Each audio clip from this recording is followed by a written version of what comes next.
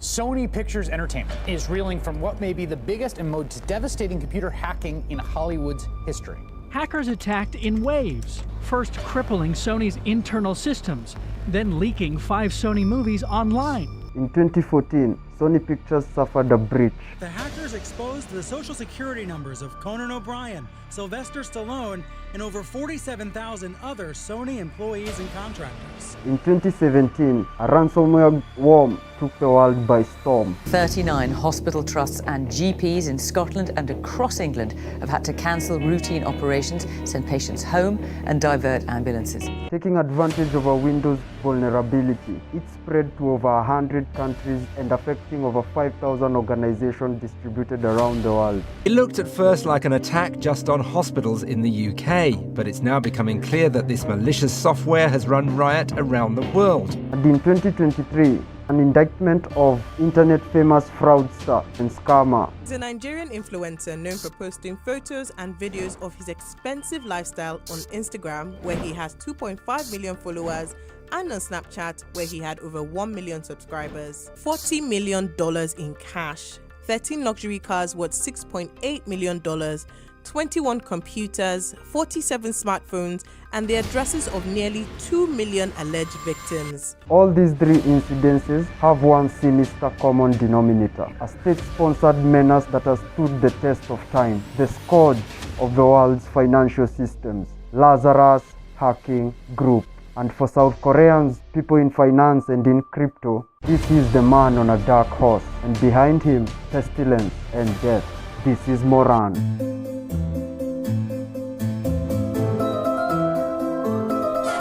Lazarus Hacking Group are also called Guardians of Peace. At least they call themselves that. It is a group that emerged in 2009, and it was originally called 414 Liaison Office. In 2009, they did what is believed to be their first major operation, which was called Operation Troy, which was simply attacking and disrupting South Korean infrastructure. Considered one of the longest running hacking groups in the world, they are 14 years old as of the making of this video. They were set up for 2 primary reasons. The first, harass South Korea. The second, getting money to Kim and to finance the nuclear and missile program in North Korea.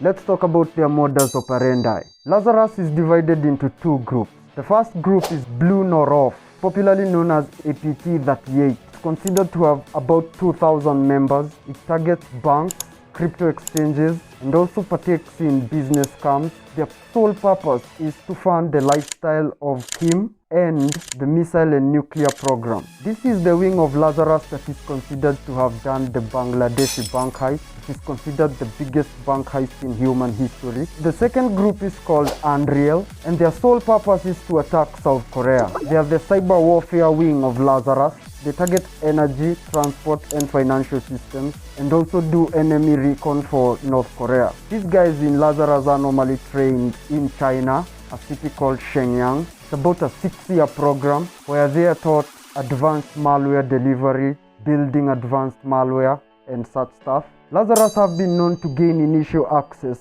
through bot credentials, but also compromised credentials, the dark web, internet dumps like Pastebin and whatnot. Their core formula of initial access is using spear phishing campaigns. Other techniques they use is using a watering hole attack, a drive-by compromise, but they also really take advantage of outdated Apache Strat servers. Their source of income is predominantly from stealing funds from operations. Their second source of income is the North Korean government, because they are an APT, which is an advanced persistent threat, and they are state-sponsored and funded by the North Korean government and Kim. Known associations is quite interesting, as Lazarus has been known to work with criminals and hacking groups from around the world. The most popular example was Hushpuppi. Lazarus is believed to have worked with Hushpuppi to compromise businesses in Qatar, in UAE, and even in the US. And they have 4 main targets. The first one is everything South Korea. The second one is financial institutions. The third one is banks. And the fourth one is crypto exchanges. Their victims span 14 years, all the way from 2009 to 2023. Notable ones are Operation Troy in 2009. They let their intentions known. And in 2013, South Korea experienced a period called 10 Days of Rain. Lazarus called it Operation Dark Soul, where they attacked and DDoSed South Korean infrastructure, media, ISPs, transport, financial and critical infrastructure. For 10 days straight, South Korea experienced outages from these cyber attacks and was almost brought down to a halt. In 2014, Sony suffered a major breach. The breach leaked future movies, the cast of those future movies. Today, the U.S. government pointed the finger of blame directly at North Korea for the devastating cyber attack against Sony Pictures. In 2016 is when they did the biggest bank heist in human history, when they attacked the Bangladeshi bank to steal over $1 billion.